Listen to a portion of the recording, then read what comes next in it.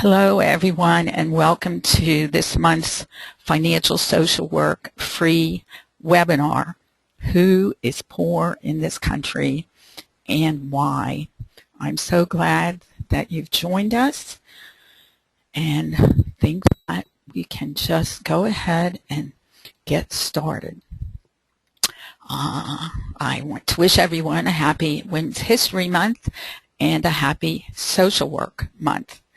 So Social Work Month in March started in 1964, and I don't honestly know when Women's Month began, Women's History Month being March began. But it is definitely March, and to celebrate both, I decided to create this webinar on who is poor in this country and why. And I'm so glad that you've all joined me for this session. So this is a different kind of a webinar for me. As I thought that I knew exactly where I wanted to take this webinar, only to find out that as I got further and further into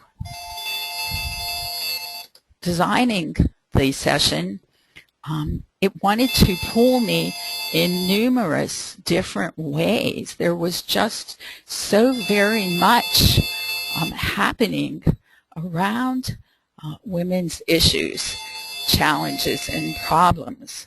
I apologize for that phone call. Sometimes when we start a webinar and people find they have problems, they tend to call. But we won't be taking any calls right now. What I'm trying to check and see, my assistant is ill, so she's not on this call with me. I am on my own, and I like to keep an eye out for questions, but I find that I'm having a problem finding my question box. So I hope there aren't any questions yet.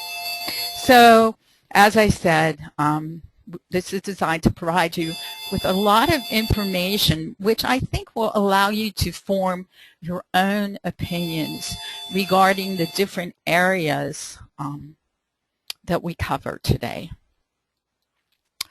So about this webinar, I will begin with a brief overview of financial social work, and then I will get into the topics that I said we would be covering, learning about feminomics and definitely learning about the feminization of poverty. In a minute, I'll explain how you can participate, and that's a really important part to me, is your participation. And then you can learn how to, towards the end, you'll learn how to access the post-quiz if you've registered to pay the $10 that NASW North Carolina charges for you to take the post-quiz and earn 1 CE.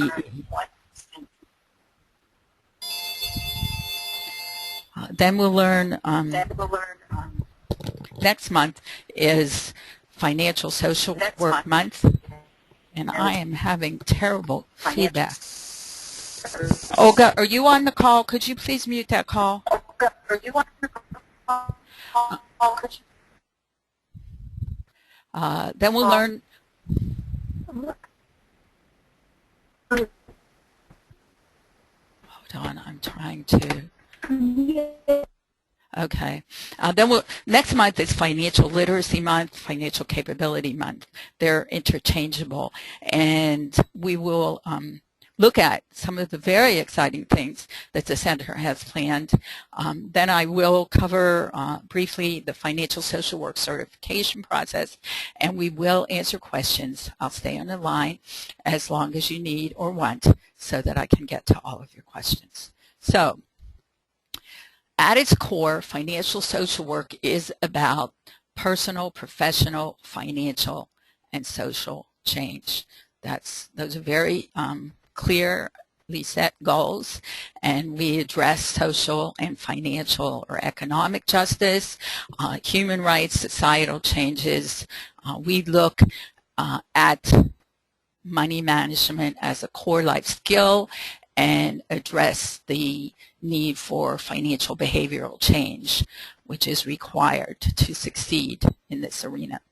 So taking greater responsibility for your financial future requires more than just learning new financial skills, because it is a process.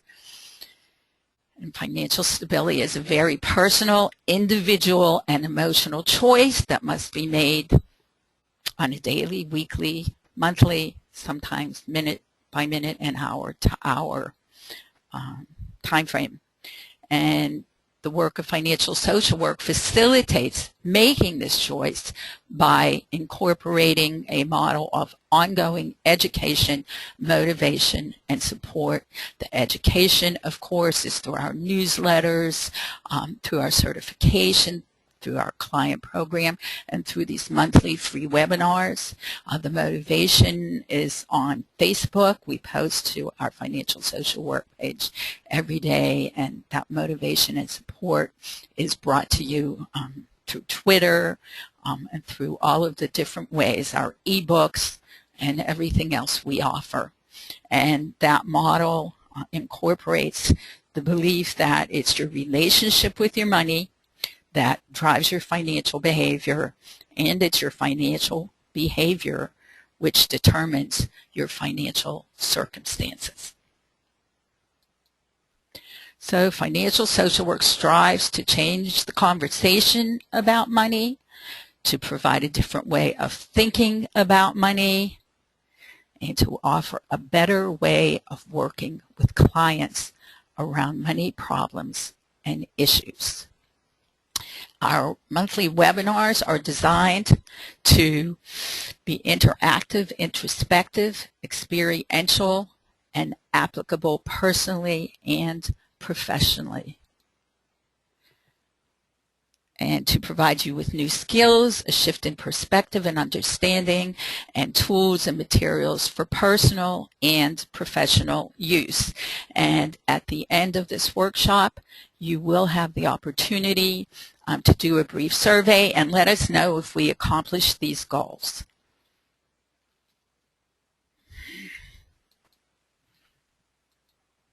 So just some housekeeping. Up in the right-hand corner, you should see a box. It may look a little different than this, but basically it should resemble this in some way. You can see that you can use a telephone to call in, and then you might be able to speak if you so desired with me to answer questions, or you can use your computer speakers. Also, there is a question box that at the moment I can't find, but you are able to ask questions in that box, and those questions will be answered. Additionally, as you can see here, you can also use that question box as an answer box, because I will ask questions that you can answer in that box. And to hide the toolbar in that upper right hand corner, you just double click right here and it will disappear, but the little arrows will be there, so if you want to open it up to ask questions or participate in some of the questions or polls, you can double click again and it will open up. And if you check that little box up there, you should see a hand that will allow you to click on that when I ask for a show of hands regarding whether or not you agree with something or you think something is true. So I think we can move on. To begin with, I would like to know who is in the audience.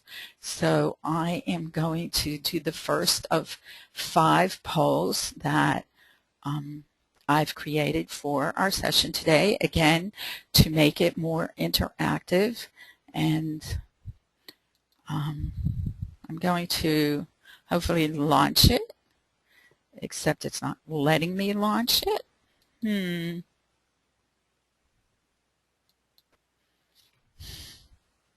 I am definitely having trouble today with technology. and I don't know why.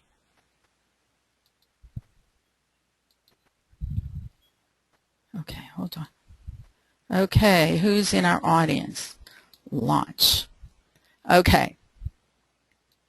So, if you fall into any of those categories, you can let me know, and or you can let me know by writing in the question box that I hopefully can find sooner than later.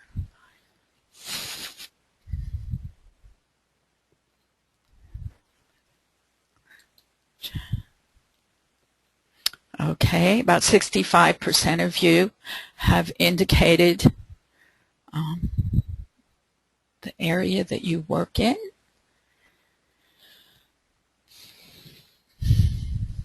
And if you give me 1 second,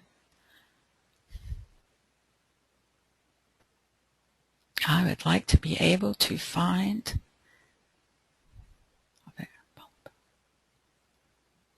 Okay, so 74% of you have voted. I'm guessing that another 25% of you don't fall into those categories, and maybe indicating the category you do fall in my question box that I cannot see. So 17% of our audience works in the poverty asset building profession.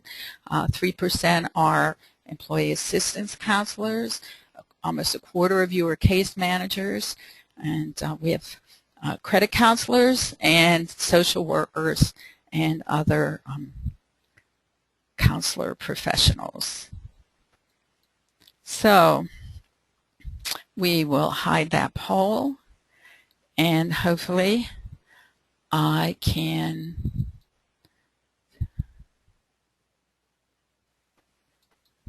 try to see if I can find the question box. Okay, there is my question box, and I have some questions, I think. Okay, so we have some AmeriCorps workers and a CPA, some loan servicers, AFC, extension agent, a youth and family therapist, certified budget counselor, social worker, housing counselor, okay, we have a parent and a doctor, parent educator. We have a wide range of people in our audience today, and I'm so glad that you're all here. So, the feminization of poverty. That term was created around 35 years ago. It is relatively specific to the social work profession. The president of the National Association of Social Work is hosting an invitation-only event in Washington, D.C. next Wednesday that I was invited to on revisiting the feminization of poverty. And I will be honest that kind of prompted me to go ahead and create this webinar today. Because, of course, I already knew that poverty has a woman's face. And I imagine that with such a large registration, most everyone in our audience also knows that and is interested in that. So we know that people living in poverty and experiencing financial problems are at greater risk for many of the events and feelings in the first list, as well as these unhealthy feelings in the second list. And worst of all, and most serious of all, is hopelessness, because feelings of hopelessness close the door to change, and it's hope that opens that door. So we know that Americans owe more than $1 trillion in student loans, $807 and growing $1 billion in credit card debt. Over 11 million American borrowers remain underwater on their mortgages, and the number of people living in poverty continues to grow, while unfortunately services seem to decline at an equal rate. And you see this particular graphic looking at active change and reactive change, and how behavior is an important part of, certainly financial behavioral change. So as we get into more detail here, let's see what you think regarding our second poll. How many more women lived in poverty in 2010 do you think than lived in poverty in 2009?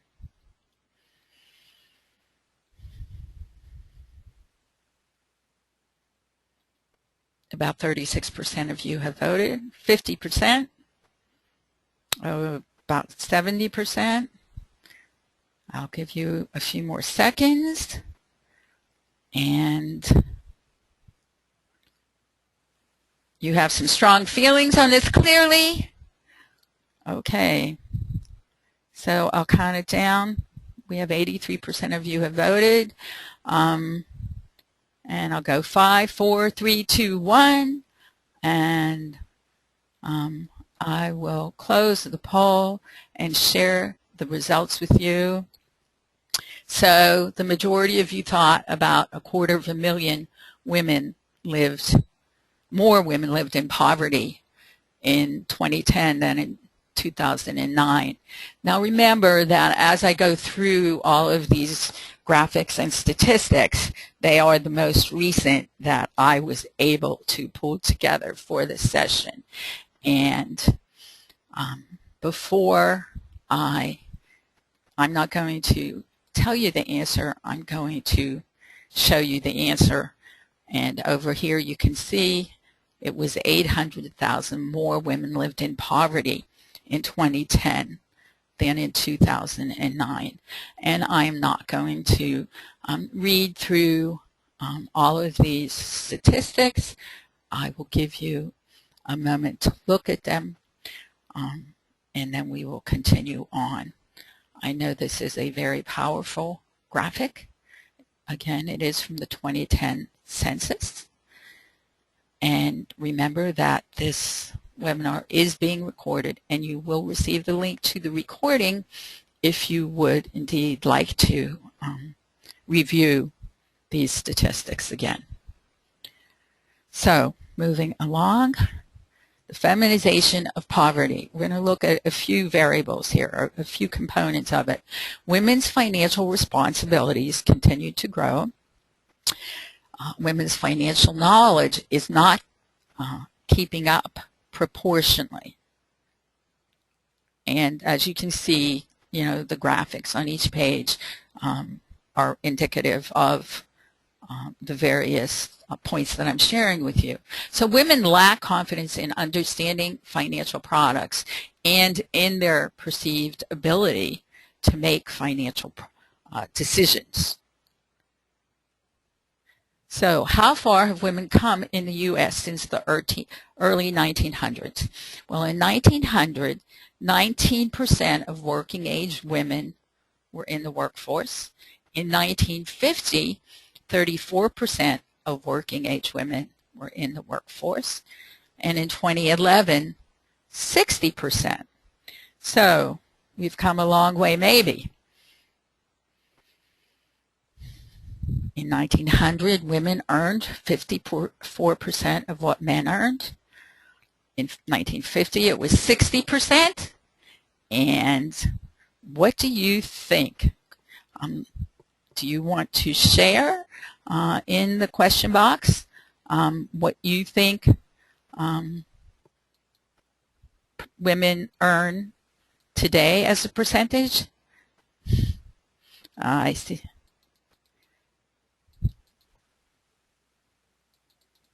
Anybody want to guess? 77%, 75%. Some of you know what you're talking about, 70%. Okay, we have some knowledgeable people in our audience, 50%. Not that bad. 87%, not that good. Okay. Okay, I love when the audience participates, and we have a lot of participation there. Okay, and the answer is, in 2013, women earned 77% of what men earn. So once upon a time, little girls grew up believing that if they had long, beautiful hair, could spin gold, tend the right beast, and kiss the right frog. And I love doing this slide with live audiences when I'm in front of a live audience, because it's always very powerful to hear everyone complete that. They would live happily ever after. We know statistically that is not the truth. So when you see this hand here, you know that I am going to ask you for a show of hands.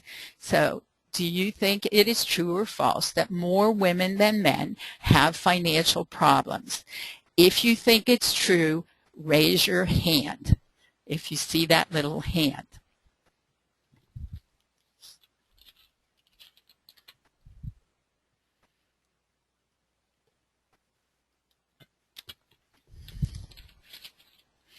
Okay, well, I don't believe you can see those little hands, and it's up to me to see what percentage of people. Let me see. Okay, so about 50% of you believe that more women than men have financial problems. I cannot statistically give you an answer to that, but you will have the opportunity as we proceed through this webinar to decide whether you want to change your mind, whichever side you're on, and indicate what you think about whether or not women have more financial problems than men. So we're going to begin with something I call feminomics. I created feminomics back in 1997.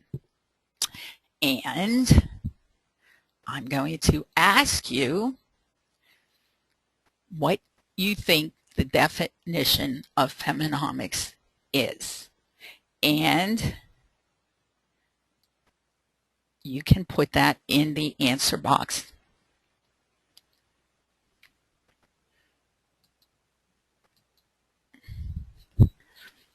Whoops, I don't know what that is.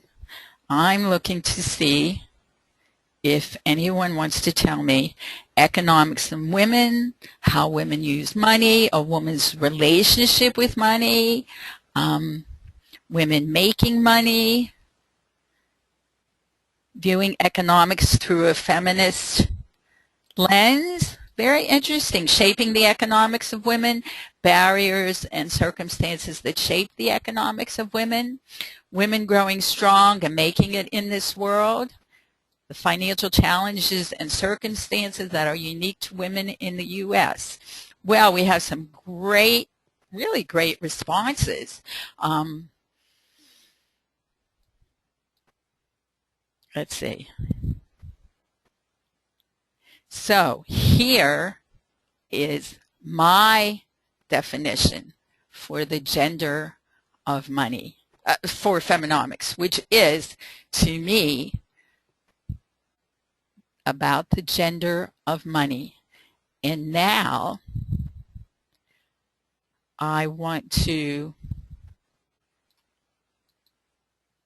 ask you to raise your hand if you think there is a gender of money. Raise your hand if you think there's a gender of money. Okay. I see a few hands. I don't see a lot of hands. Wow. Okay. About 36% of you think there is a gender of money. And if I had the chance, I would love to know what you considered the gender of money. And I can tell you that it doesn't have anything to do with the fact that the pictures on every denomination of bill is a picture of a man. Nope, that's not it. So we have 35% of you thinking there's a gender of money. So now let me tell you what I think is the gender of money. There are 3 parts to it. So the gender of money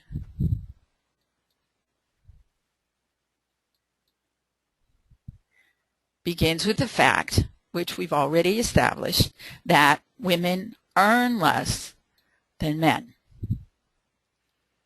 So here you see that from 1955, when women earned 64 cents, we now earn 77 cents on the dollar that every man earns doing the same job.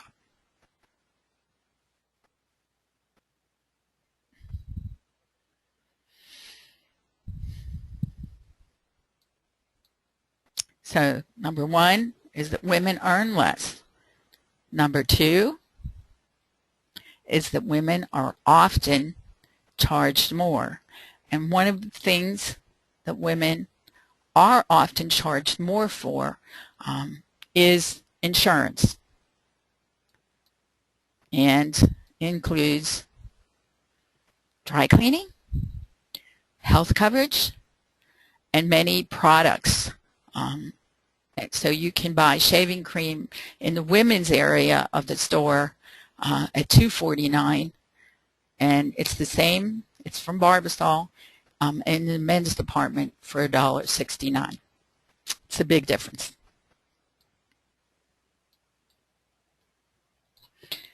So that's numbers 1 and 2. And number 3 is that women live longer. But women feel less prepared, even though they are more likely to live longer, as you can see from this graphic.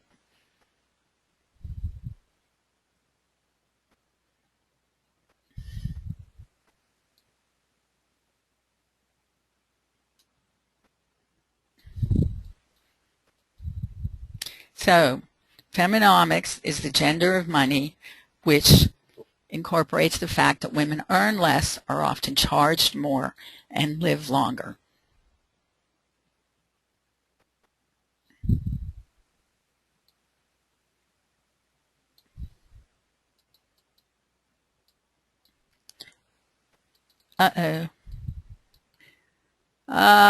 It seems that people aren't seeing my slides. Let's see why you're not seeing them.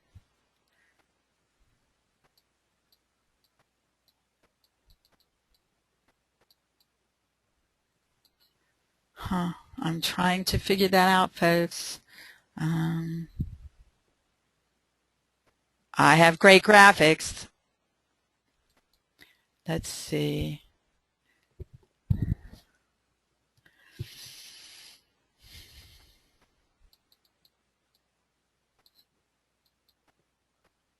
I do not know. Oh. Okay. Okay, let me go back up. Okay. Can somebody just let me know in the answer box whether you're seeing the slides now? Okay. Okay, I'll review this quickly. The definition of feminomics is the gender of money. There are 3 parts to it. The first is that women earn less, and that's that graphic. And the second is the fact that women are often charged more for products and services, and I explained that insurance is one of the things that women are charged more for, as well as dry cleaning, haircuts, health coverage, and the same Barbasol product in the women's department is considerably more than in the men's department. And number 3 is that women live longer.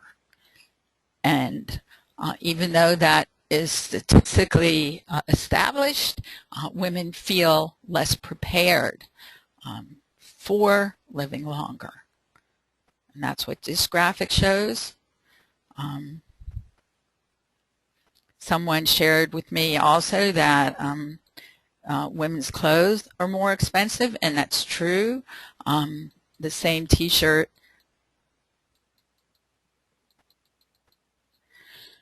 in a men's department costs less than in a women's department. So we can continue on. The feminization of poverty and feminomics. I don't know how many of you know what Equal Pay Day is, but this year Equal Pay Day falls on April 9th, and that is Financial Literacy Month. And at that time, we will be doing some very special things for Equal Pay Day. It is the day that a woman must work every year to earn the same amount of money that a man earned in the previous year.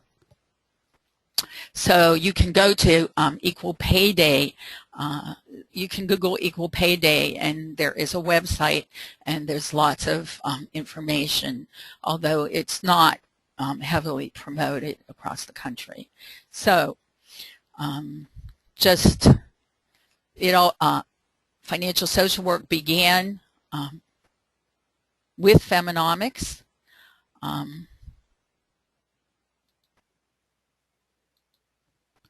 And it began because I honestly believed, and that's me when I was very young, trying to look older, but I did believe that we could do things differently and better for women. And then feminomics became financial social work in 2003, and these are just some of the things that we've accomplished.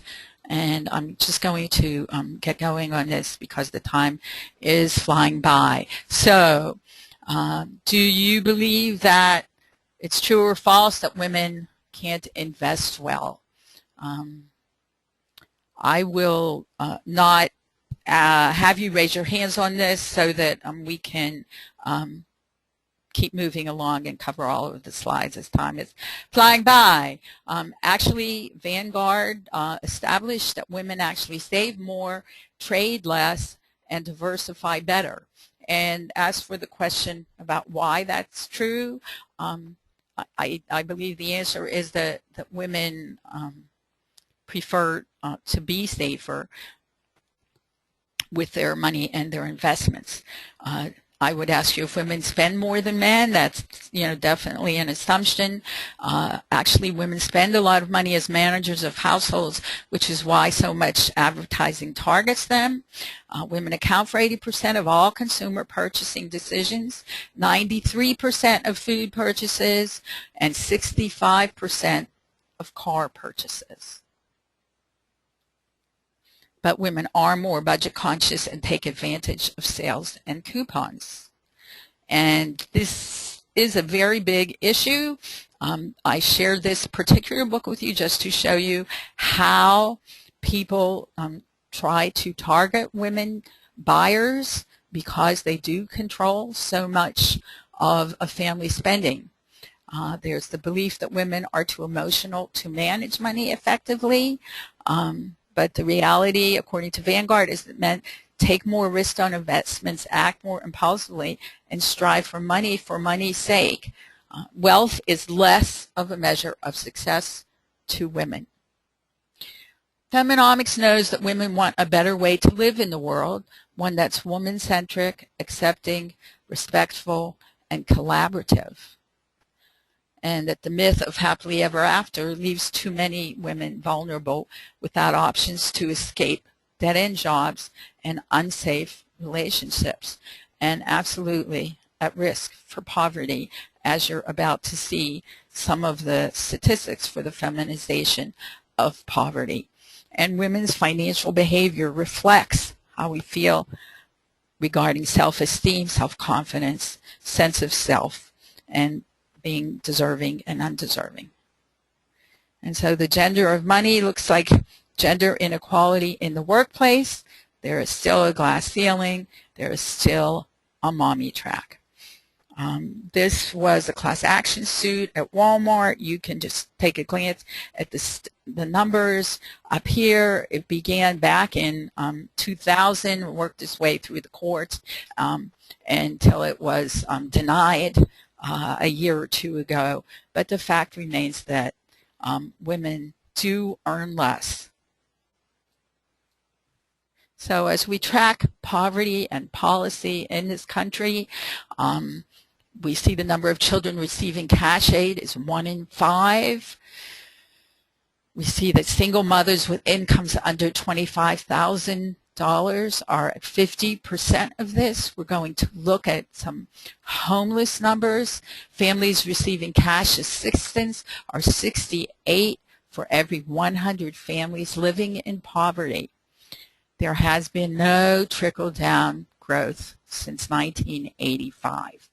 So the real war on women is the fact that 17 million women now live in poverty, with 7.5 million living in extreme poverty.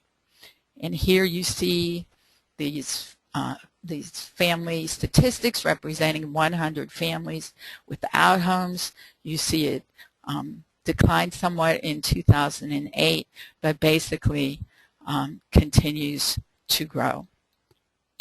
So I'm not going to do this poll. I do want to get through all of these slides. It does ask which cultural population in the U.S. experiences the greatest food insecurity. And here you can see women aged 18 and older experiencing household food insecurity by race and ethnicity. And you can see very low food security, and food insecure.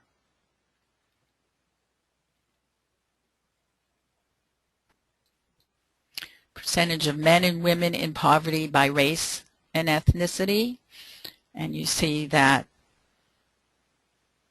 in every category, there are more women than men living in poverty.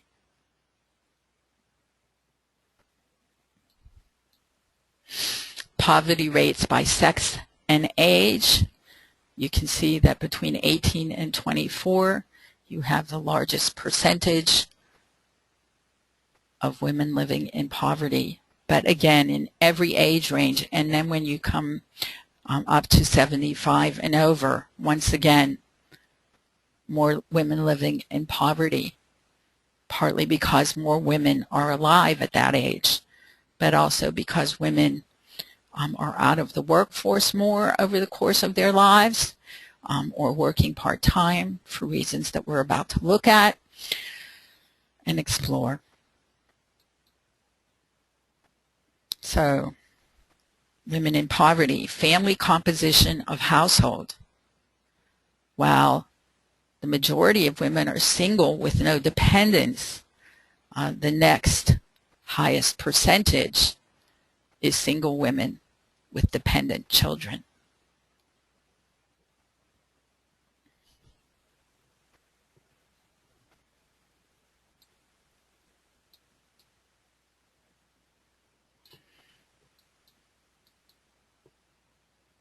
Okay, I think we can fit this poll in.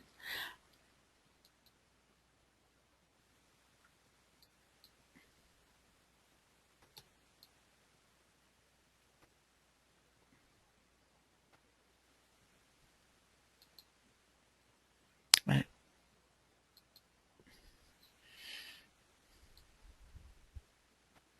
Okay, so 46% of you have voted.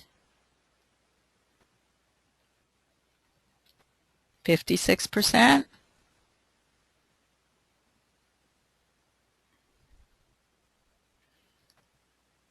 You have some really strong opinions on this, which is always good. I think this is our highest percentage of participants. I'll count it down, and then I'll share what you've indicated. So 5, 4, 3. Anybody else want to vote? 2, 1. Okay, 80% of you voted, and you indicated that the majority of you believed job loss was what sent people into welfare. And the next was divorce. So let's close that and see if you were right. So according to this statistic, divorce and separation sent women onto the welfare rolls, out of wedlock child, and earnings fall, unemployed, underemployed. Thank you for that, everybody. So I think we'll skip this poll and look at how women are segregated into low-paying occupations. Occupations dominated by women are lower paying.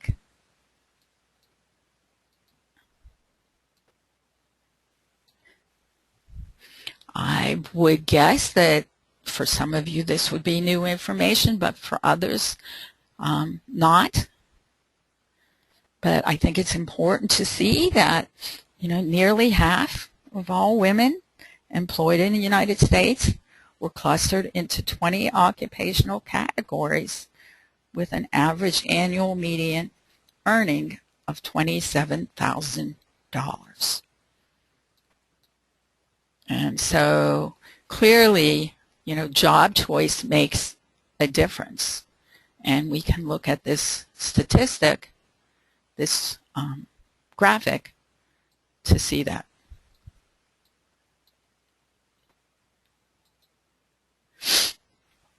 I don't have to read it or narrate it for you, but you can clearly see, well, actually, I guess you can't clearly see. Some of it is cut off at the bottom, but you can see the numbers on the, there they are.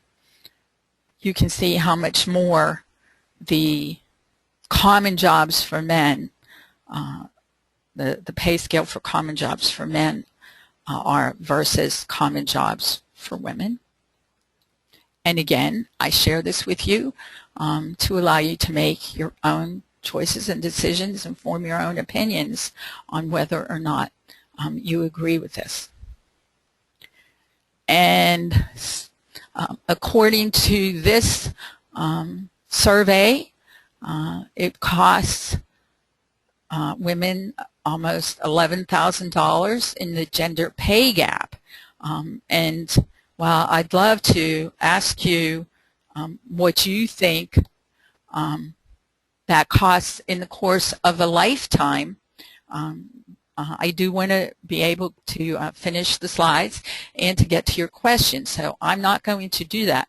Instead, I'm going to suggest to you to consider whether you think that over the course of a lifetime, the discrepancy, the pay gap for women costs women $100,000, $250,000, $500,000, or $1 million. Obviously, it's going to depend on career choices, on education, but I have seen the statistic of over $1 million and certainly over $500,000. And so if you're interested in that, you might want to check out the AAUW website. They have a 2013 ebook download on women's pay gap. So women spend more time providing unpaid caregiving than men. As much as 69% of unpaid caregivers to older adults in the home are women. And when women combine unpaid caregiving with paid work, they very often end up working part-time or taking time out of the workforce. And 23% of mothers are out of the workforce compared to just 1% of fathers. If you stop and think about it, what that really means is when you are working part-time or take time out of the workforce, you have less access to promotions, to retirement benefits, to raises, and this does end up costing women a great deal over the course of time. Women are more likely to bear the costs of raising children, and I believe that this statistic here, the average cost of raising a child is $250,000, and I've seen it higher than that. Again, that's going to depend on where you live and the things you do with your children. But 40% of moms said that having a baby cost them more than they expected. 43% of women have no life insurance, and 40% of households with children under 18 say they would have trouble meeting everyday expenses if the primary wage earner died. So when parents don't live together, women are more likely to pay the cost of raising children. 8 in 10 custodial parents are women, and custodial mothers are twice as likely to be poor as custodial fathers. So pregnancy affects women and educational opportunities more than men's, and the costs associated with pregnancies are more significant for women than men, and unplanned and mistimed pregnancies can result in the termination of education and jobs or the ability to seek employment.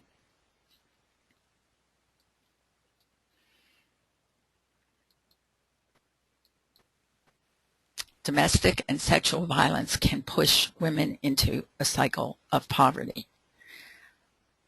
So experiencing domestic or social violence can lead to job loss, poor health, homelessness, and it's estimated that victims of intimate partner violence collectively lose almost 8 million days of paid work a year. And you can see this research that half of the cities in this research conducted by the United States Conference of Mayors identified domestic violence as a primary cause of homelessness. So what can be done? We'll wind up here with specific policy actions required to ensure that women receive the pay they deserve and equal work conditions, that women have access to higher paying jobs, that women in the workforce have affordable child and elder care, as well as access to quality, flexible work and paid family leaves. These are some of the specific policy actions that really need to be taken to end women's poverty and to provide better economic opportunities for all women. We need women to receive the support they need through expanded tax credits and to help meet the costs of raising their families and to have the contraceptive services they need so they can plan their families.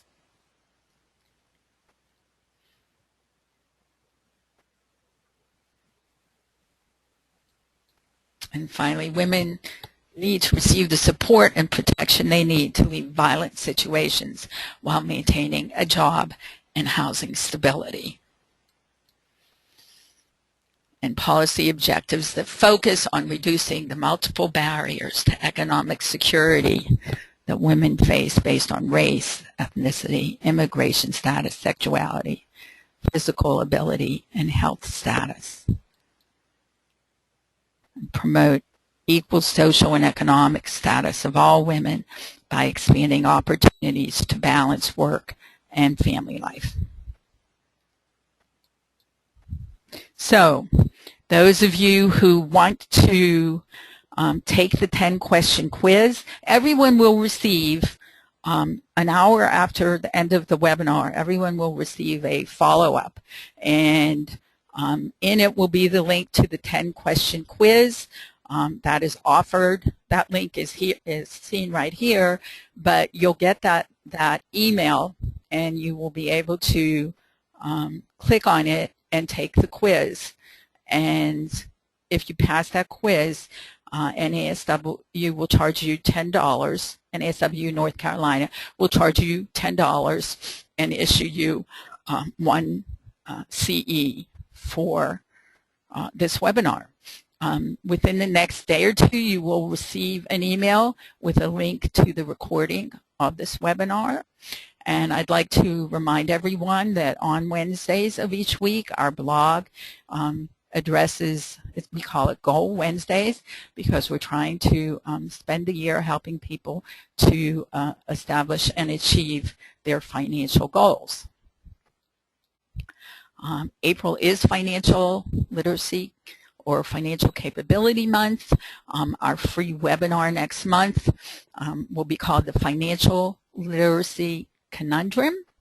And in April, we will be having some contests, some certification giveaways, special pricing on the certification, and we'll be launching a new ebook. So before I take your questions, I'd like to tell you a little bit about financial social work certification. There are 5 workbooks. It's an independent study program. Our students have 6 months to complete the online exam, and they have 6 months to complete the certification, and there's an online exam that our students have 2 weeks to complete. And what is financial social work certification and why does it matter? Well, the certification is $495, and the reason it's so important is because it is a behavioral change model that has a foundation in hope. It helps people to understand the necessity to take control of their money in order to gain control of their lives and to reduce personal and emotional and financial stress, to feel better about themselves. It incorporates increased personal awareness, and it's very success-oriented. It helps to establish personal and financial boundaries, to set goals, to be in a better financial place in the future than you may have been in the past. Our students take their own personal journey to a better financial future, and as my favorite graphic here indicates, to be at peace with their money. And now I will go to the question box to see what questions I can answer. Let's see how I can do this.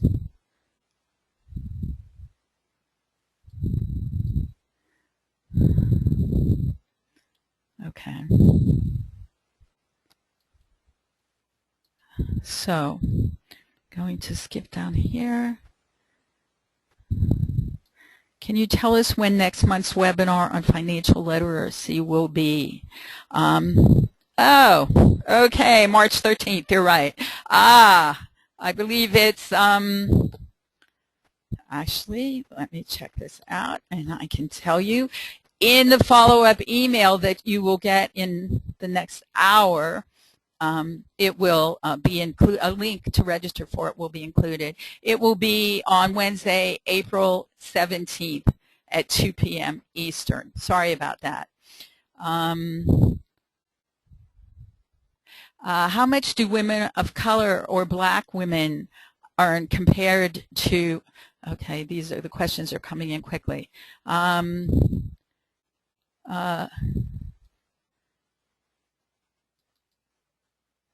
Women work classes on.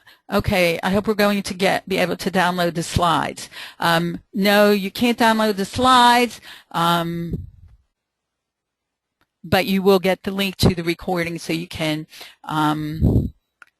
watch it at your own pace. More women classify themselves as sandwich generation as well. This is true.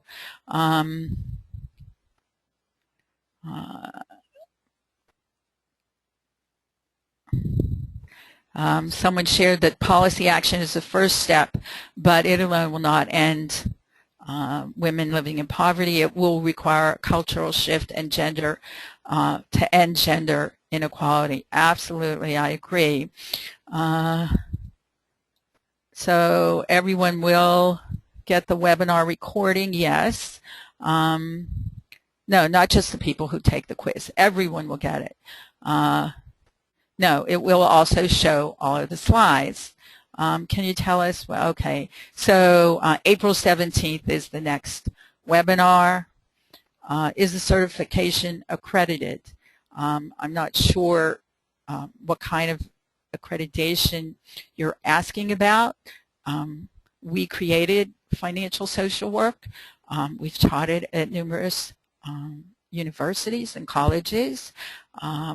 Financial social work will be included in the new social work encyclopedia, online social work encyclopedia that's coming out later this year and has been incorporated into some NASW publications.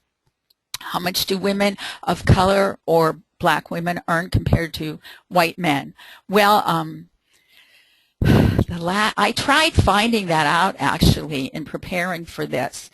The last figures that I'm aware of was that African American women earned 10 cents less than Caucasian women, which would bring that to 67 cents, and that Hispanic women earned an additional 10 cents less, which will bring that down to 57 cents. But I can't promise you that that's totally accurate. It was a number of years ago, but the 77 cents held true then, so I believe that that would be relatively accurate. Why are products priced higher for women than for men? Great question. Because they can be. Where does a woman start to save money? Any tips? Lots and lots of tips. All of you can go to our Facebook page and watch the recordings from the past year and a half of our webinars. We had one on the basics of investing. Last month we had one on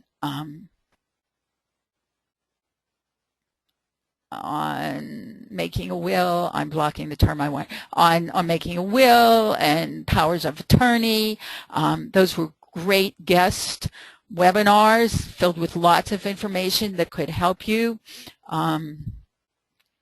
And we share on Twitter lots of articles on how to save, why to save, where to save. This is actually, I think, this month is America Saves. You can check out America Saves. And we blog about that too. We have a blog. Do you believe that general public believes that women are living in poverty today because they have children outside of marriage? I don't want to say yes, but that belief existed back when I did my grad work 20-some years ago, and I would regrettably believe that it does exist for some people who aren't involved or engaged in the kind of work that we all do. In your opinion, why doesn't the government care about the economic plight of women? I, well, I don't necessarily think that the government doesn't care. We did just get, the first bill that President Obama signed was a Lilly Ledbetter. And then we just did get the violence against women.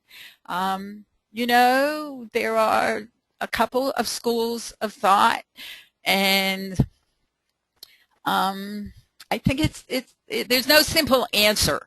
There's no simple answer, but I shared with you some comments from someone a few minutes ago, and I think it's up to each of us to add.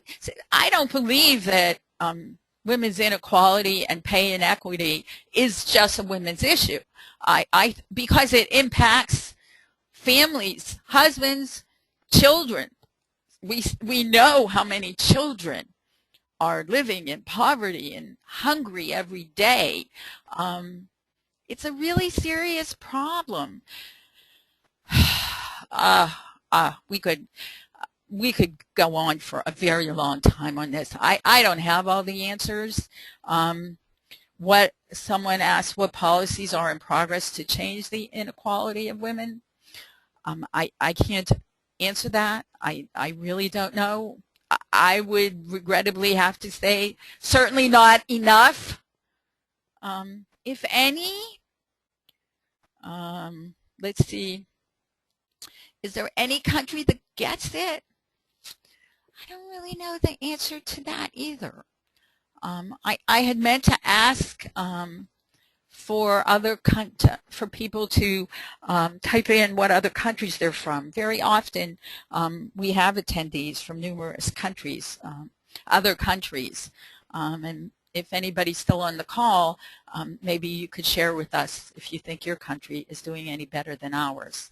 I think it is really important for people, I'm reading this, to realize that until people in power, those in privileged positions, mostly white men, shift their ways of thinking about women in the workplace, pay equality will not happen.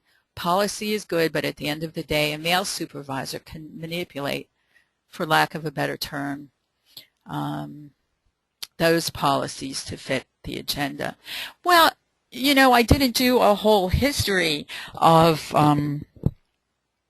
women getting the vote and women's liberation. It's 50 years since Betty Friedan published her book, The Feminine Mystique. And this week, actually, Sheryl Sandberg, the woman now heading Facebook, came out with a book called Lean In, and she wants to recreate a whole new women's movement in the workplace. So there are people thinking about it, but in the end, I do agree that it's up to each of us to advocate for ourselves and to advocate for all women. Someone shared that more women have extended family members dependent upon them, and this is very true.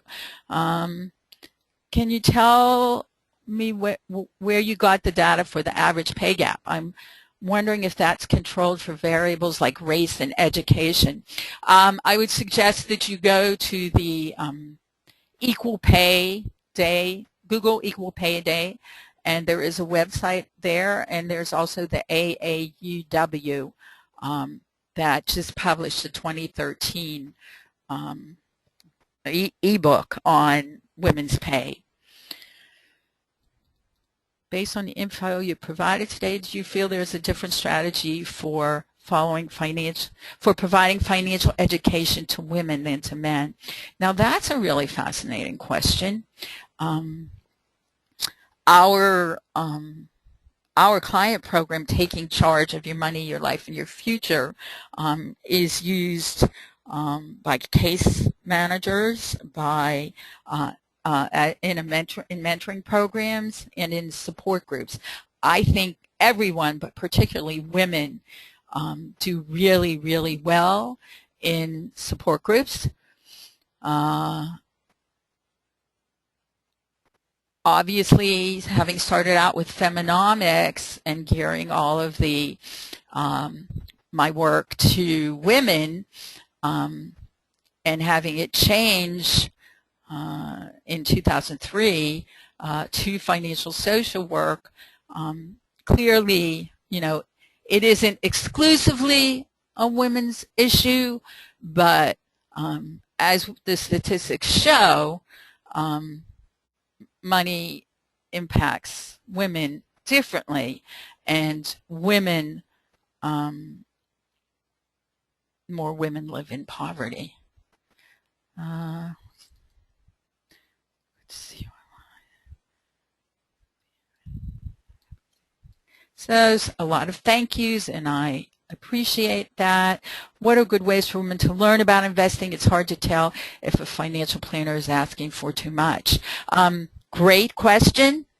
I recommend that you find websites that have women and money categories, and or have mock portfolios that you can practice on to see how you would do with your own personal investing. And I will share with you my belief that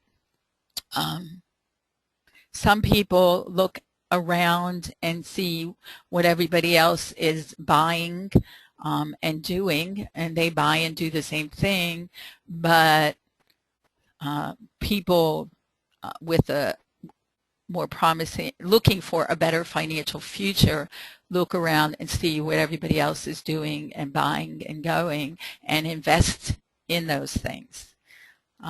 Do women use financial services at a lower rate than men? I don't really know the answer to that. You say that you're referring to checking, and believe it or not, within the next few years, checking accounts will probably no longer exist because of the whole movement of online banking and using smartphones as wallets. There are changes coming, people. I believe that we will continue to do everything we can to keep all of you up to date through our webinars, our Facebook, our newsletters. Some of you have shared, a number of you put in that it's because, well, someone put, I believe women today are independent even though they are single parents. I'd like to think that's true.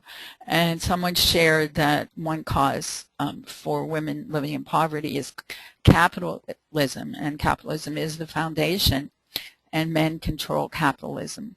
They also dominate in all political arenas. Are there any policies that are being worked on to change the inequality for women in the workforce? The laws exist. They aren't necessarily adhered to. So someone shared Lilly Ledbetter Act, Pay Equality Act, Equal Pay Act.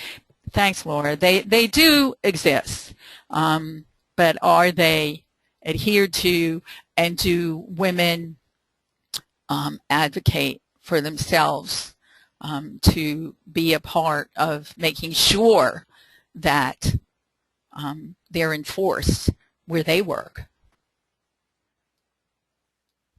It's not AAEW, it's AAUW. It's the Association of American University Women.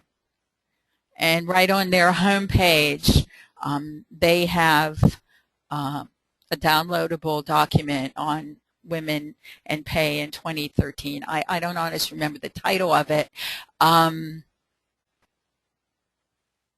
but I heard on NPR, I heard a program that sent me to that website on NPR, and I do believe on that program they said that it costs women over $1 million over the course of their lifetime because of pay inequity. One of you shared that you like the book Lean In. Obviously, you're reading it. That's by the CEO of Facebook. You said it makes sense, but people in power already must shift. Someone else wrote in that she talks about the fact that a man is not a retirement plan with women-based workshops. I like that. I like that a lot. I was not able to listen to the seminar. Will this recording be available after? It will be available. Yes, Feminomics is patented. Thank you. Good stuff. Thank you. Wish people could understand the role the violence plays. This is very true. This is very, very, very serious problem. As I said, there was so much to cover, and that could be a workshop in itself. Women also need to become more skilled negotiators. That's one of the many reasons why men get paid more. Absolutely. Forward. Okay. Men are looked at as the provider of the family, even though we know more women are doing that, and the belief alone contributes to expectations of more money for women. That's true, and that belief has existed for a very long time. So AAUW, and it is the Association for American University Women. Technology doesn't mean they will manage better, only know how bad they have it faster. Sadly true, but even more serious than that is the fact that too many of us are disconnected from our money, and technology makes it easier to disconnect from it and easier to spend.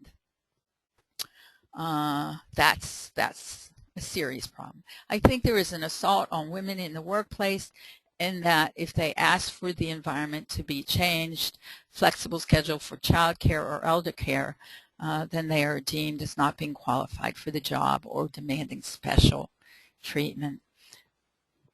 It's all true. It's true. Unfortunately, I don't have the answers for you.